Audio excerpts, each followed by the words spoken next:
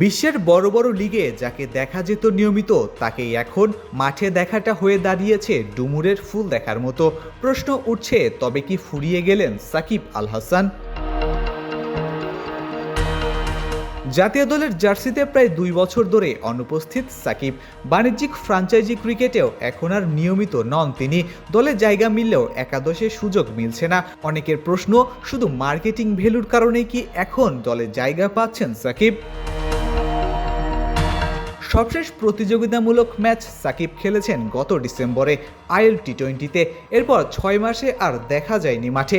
বেলজিয়ামে European টি-20 লিগে royal ব্রাসেলসের স্কোয়াডে থেকেও মাঠে নামা হয়নি।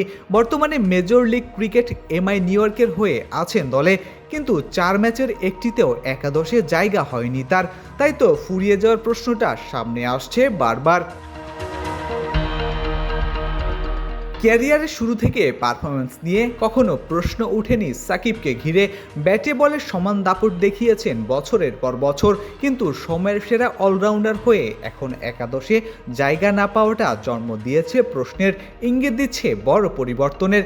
ফ্র্যাঞ্চাইজিগুলোর আস্থা কমেছে কিনা, নাকি সাকিব নিজেই খেলার প্রতি আগের মতো তাগিদ অনুভব করছেন না, তার উত্তরটা এখনও অজানা।